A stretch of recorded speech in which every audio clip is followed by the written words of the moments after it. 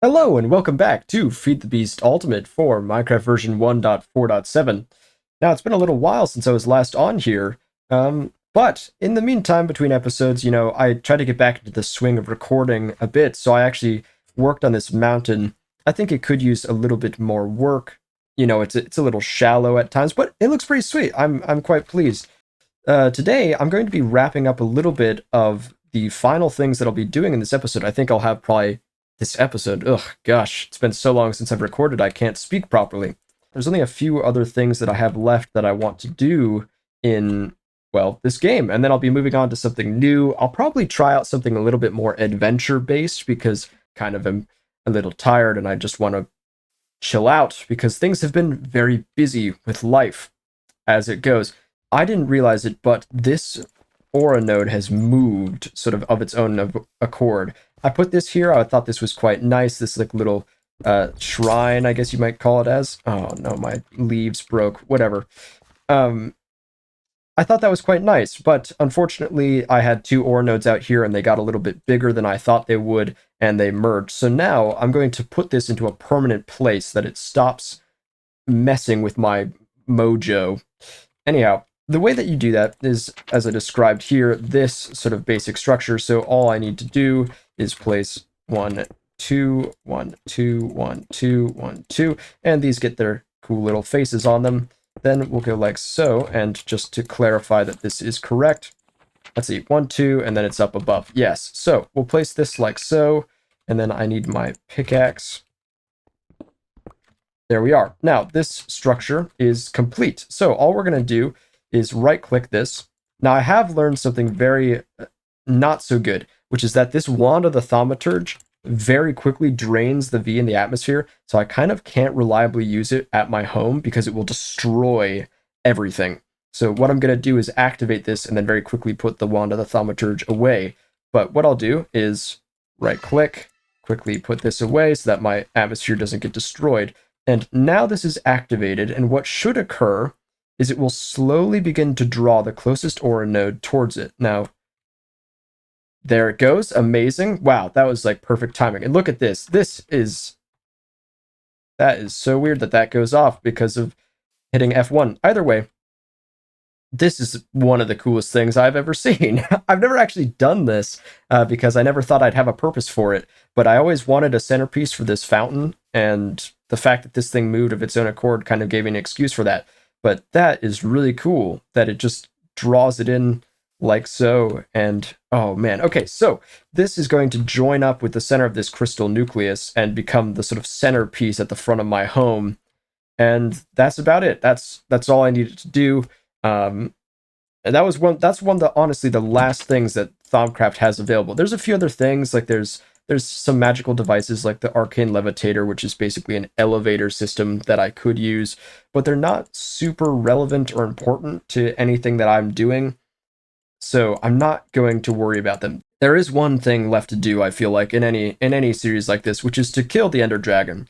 Now, I have no purpose to do this, of course, because I can make dragon eggs at will, but I figure it would be cool to have one sort of resting in the center of this, or maybe topping each of these totems. That'd be quite nice to have like a sort of a special place for that. I don't know. It's just something to do. I feel like I can't just have this be my episode, you know? So I'm going to go fight the Ender Dragon, I guess, because, I don't know, it's something to do. It sounds kind of funky fresh. Oh, hey, how you doing? Can I turn gold back into iron, do you think? Yes, I can. Amazing. Okay, let's just do this. Be super lazy with it. Okay, there we go. And I know I have blaze rods because a long time ago I built this. This is sort of the problem with having infinite resources, is you sort of, things become trivialized and kind of you get complacent.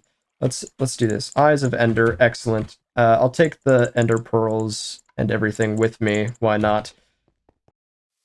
Excellent. We're off to see the wizard. Can I get that back? Sure can. Excellent. This is... All right. Off we go. I'm going to have to travel several thousand blocks this way, I bet. I'll be back when I actually have something worthy of note. This is going to be short, isn't it? All right, that was actually much much closer to my place than I thought it would be.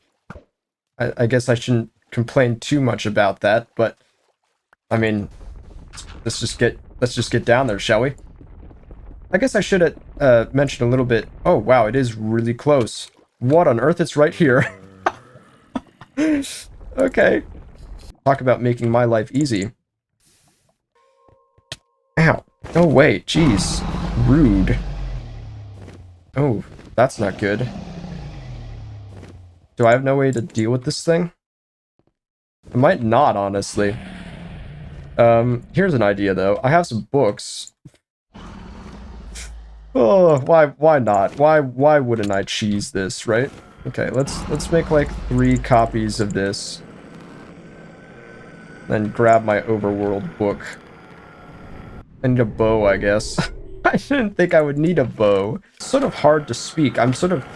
Part of the reason that I'm talking about all this stuff is just because it helps me get back into the swing of recording, because it's very hard to talk about something while working on something else. It's really difficult to activate sort of those 2 centers of your brain at the same time in any sort of cohesive and intelligent fashion.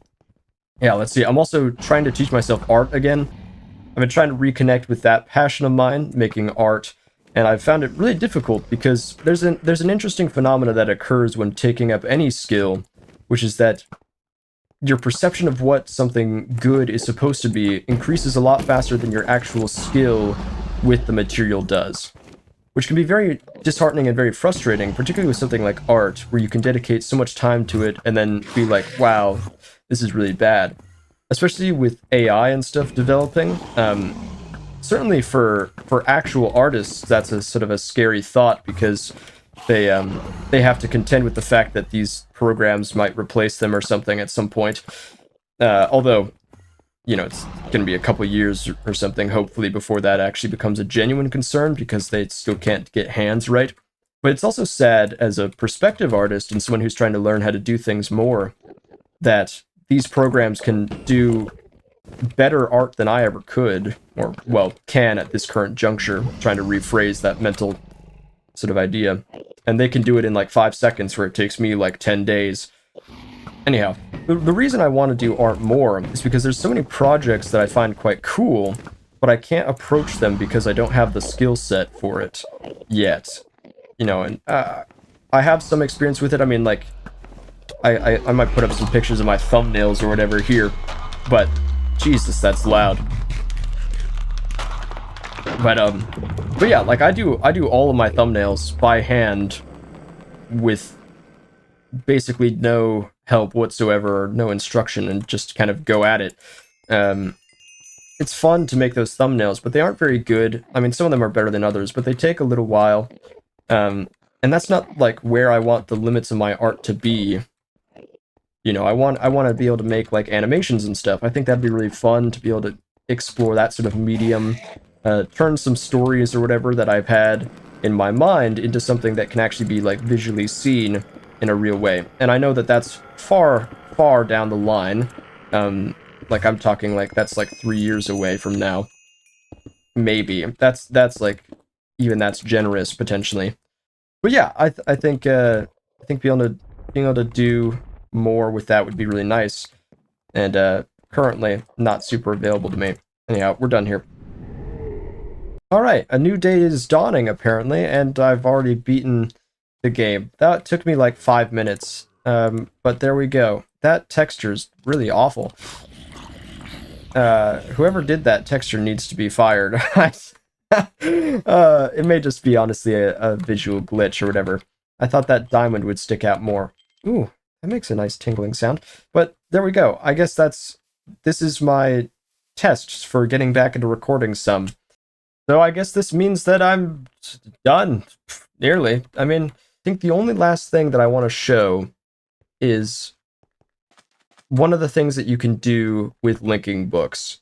Because I think that's just really fun. That there's just something that you could do that's just insane. And I didn't do it in this because I didn't need to. I already had infinite everything. Like, again, I want for nothing. There'd be no purpose, but you still can do it. And so we have to. All right, and all that I'm talking about here is a special type of world that is just insane because of one of the pages that you can get. So all I did was I took the most ideal world that I could imagine, which is a plains world with single biome. So it just permanently flat with no features and constantly daytime. And then all you do is diamond ore tendrils. And all right, and let's see here. Oh, and here we are. So this world, you will notice, holy hell, is very unstable, but we have infinite diamonds now, should that ever be something that we didn't have beforehand. So all you gotta do is get in here. Now, of course, I have mining fatigue, but the wand works fine. That's not affected by my speed at all. So we can just do this. And just dig diamonds to our heart's content. So, yeah, I had no reason to do this, but it's just cool, isn't it? I mean, look at this. We already have a half a stack. Could you imagine doing this at the start of a game?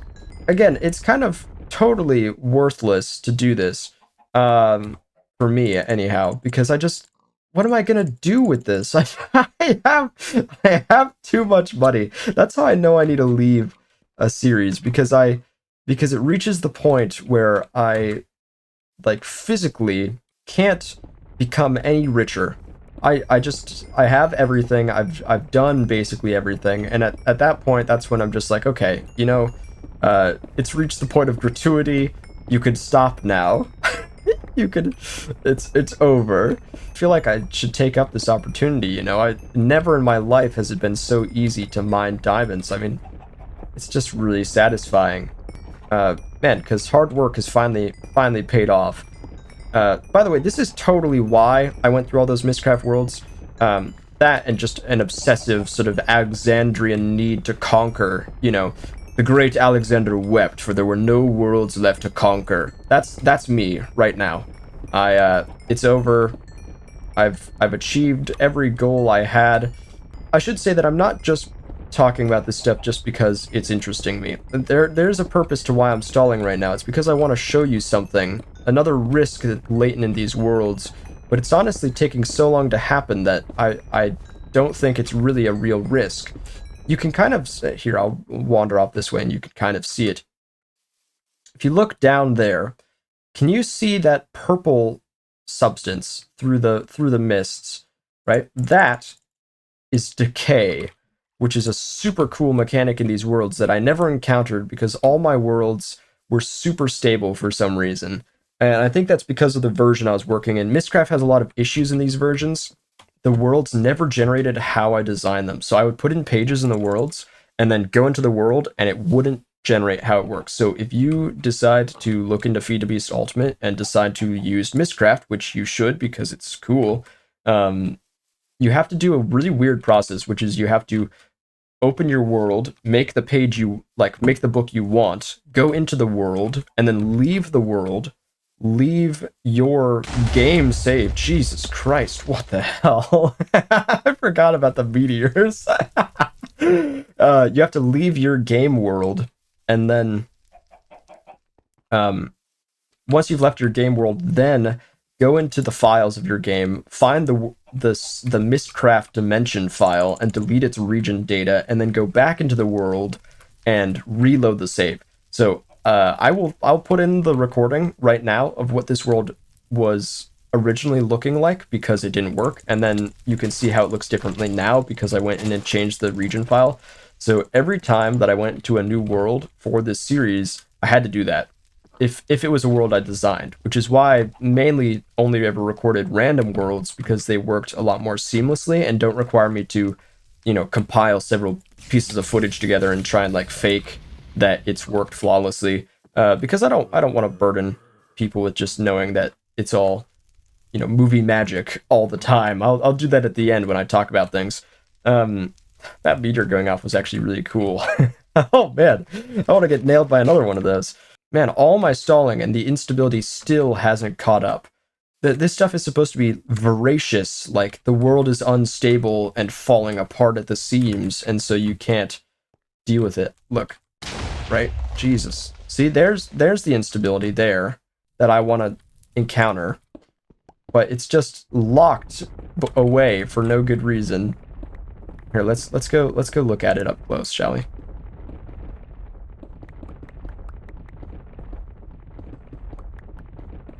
Okay, see? This stuff is super cool. It's like really creepy. It's just fun, and when you stand on it, what the hell? You're supposed to take damage. Is this? So yeah, so this whole mod's gone to hell. I think it's because of the version type we're using. Feed the Beast for some reason has issues with Mistcraft for a number of reasons, because that decay stuff is supposed to not only completely destroy the world, but also eat you along with it, which is what makes it terrifying. I just want the instability just like chew away at the earth like some sort of horrible cancer or whatever, because I think that'd be really fun to watch. But unfortunately, I don't think that dream is going to be realized. I know how to circumnavigate cheating. Okay, ready? Decay, cheat mode, red decay. Okay, ready?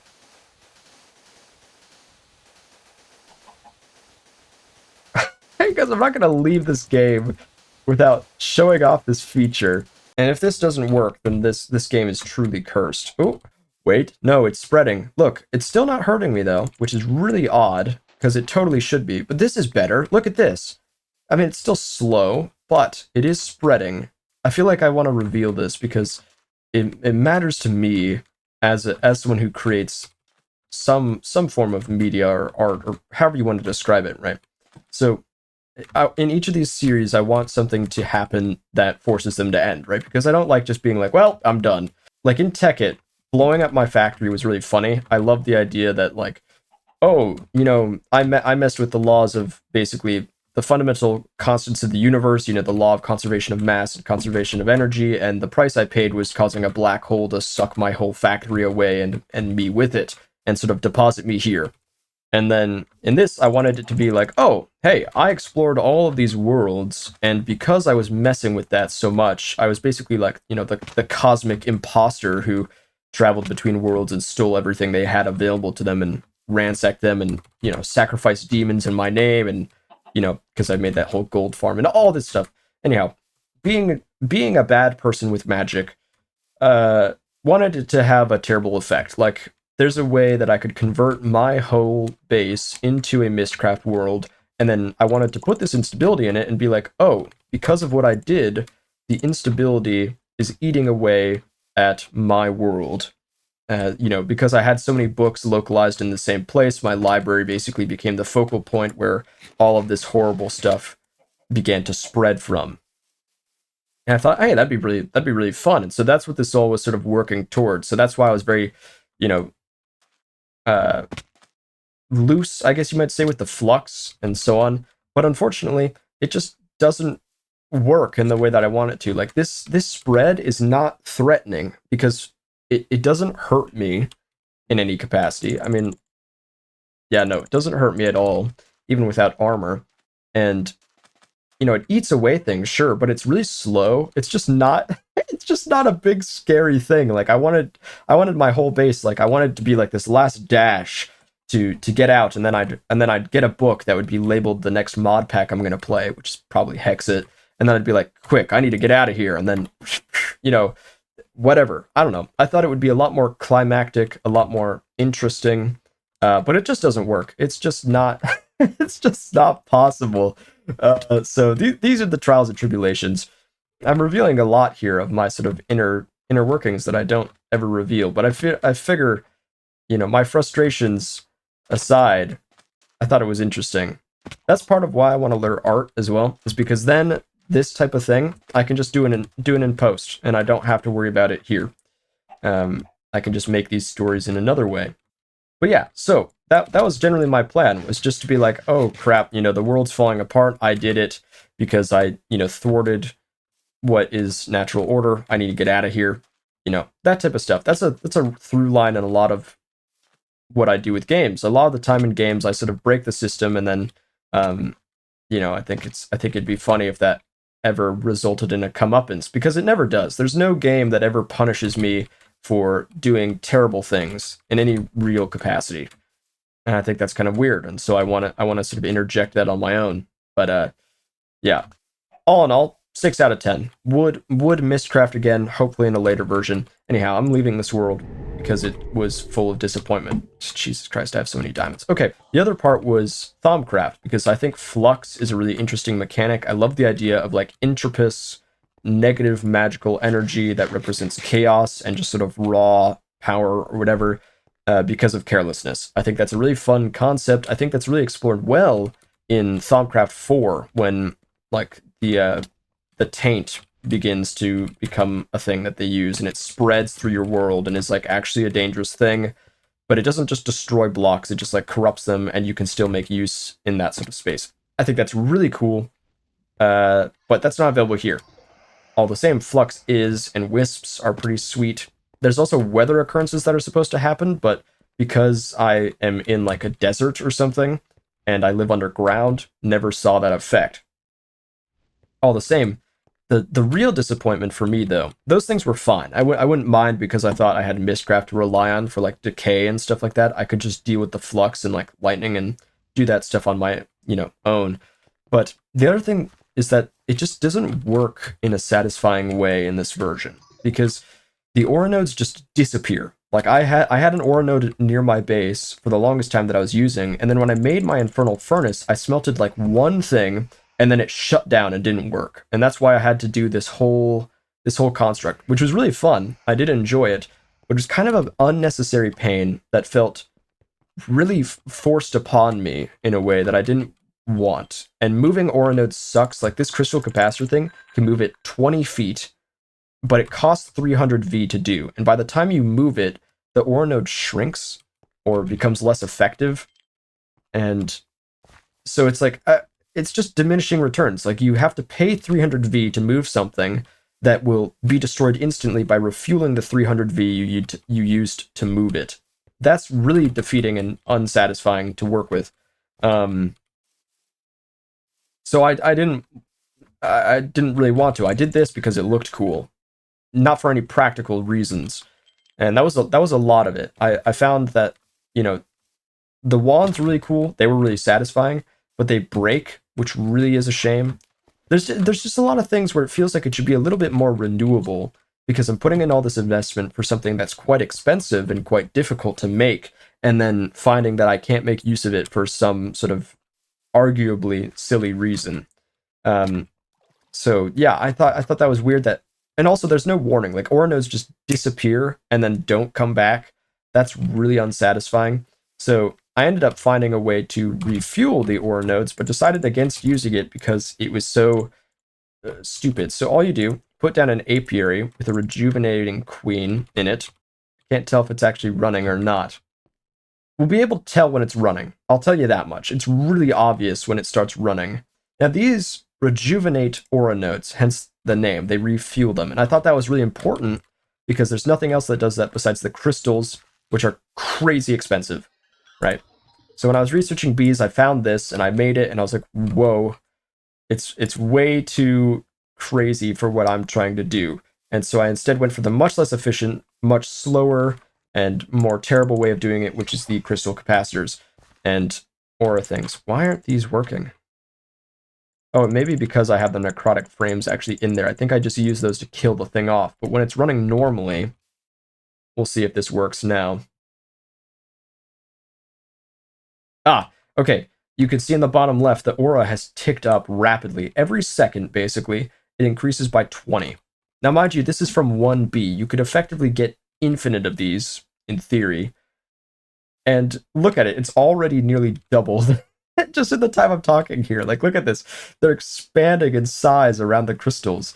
It's just madness, and it's totally uncontrollable.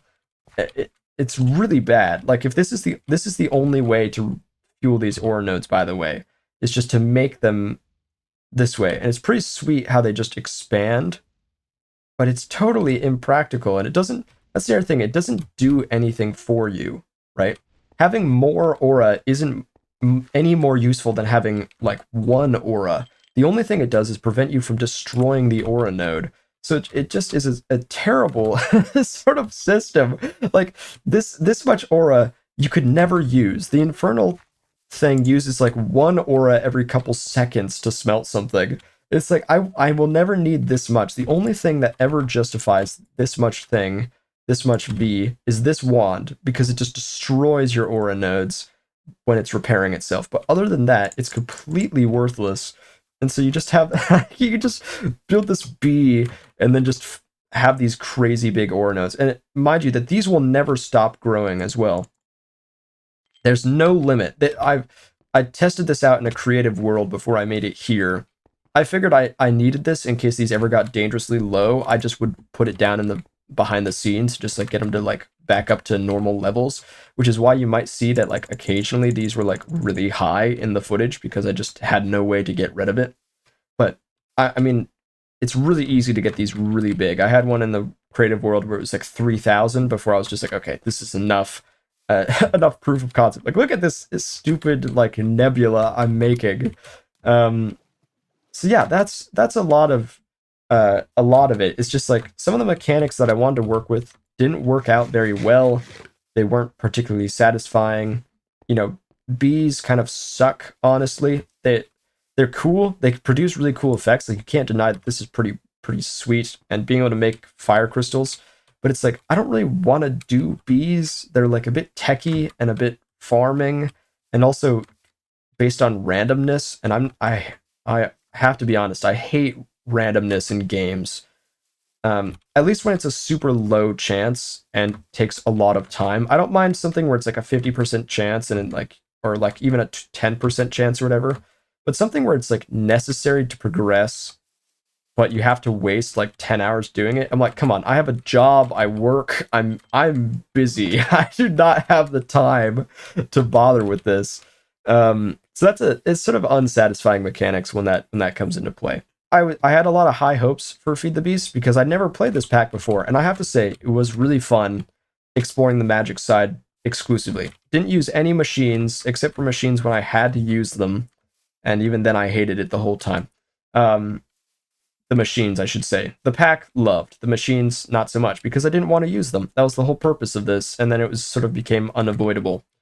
I don't know, I've complained for a long while. I don't want to come off like ungrateful to this, if that makes any sense. If that's the right word. Because I'm not. Truthfully, I had a lot of fun, and when things worked, they worked really satisfyingly and really great. But it's just there's some things that oh dear, these things are merging. Oh no. It's a cost. There's another bar appearing on the left side of my screen. I kind of want to see these things collide together, actually. That's why that'd be really sweet, actually. Oh, this is crazy. Oh man, I'm like standing in the vortex of the nebula. Whoa. It's a little less cool than F5, honestly. Kind of weird. Whoa. I am tripping out right now, bro. But yeah, like I said, I think next time that I play a mod pack, which should be soon, I've been really wanting to play something a little bit more casual, a little bit more adventuring, now that I've got some time on my hands. So I'll probably play Hexit, because I never played through that in any like good capacity. I might actually do that one in hardcore, maybe. Who knows? I think I'm not the best at that kind of thing. I don't have the patience necessarily for hardcore mode, because I think you shouldn't have to, lose everything you have because of something that you can't control. I think that's a really depressing game mechanic. But who knows? I may just sort of have a soft cap to the number of lives I can get. Like, I'll say, like, okay, I get 5 lives, and then, go from there, and then, like, maybe I can conclude, whoa. Looks like I'm traveling into, like, the light. Also, the number of bars that I've gotten on the side of my screen have gone nuts. What is happening? This is so weird. What I could do, right, is I could activate this thing again, and then that would hopefully bring it over. Unless Oh, it may not consider itself activated anyway. It looks like the mouth is like having like charging up some sort of sonic beam or whatever. It's so weird. Kind of fun though. Wow. Okay. But yeah, I was waiting just for this to happen. I've got to be honest. This is really weird. Anyhow, yeah, I've enjoyed this. I've enjoyed chatting about like the plans that I had, and I can't wait to explore Hexit because man, it'll be new. Anyhow, gosh, I've rambled on for far too long. I'm done here.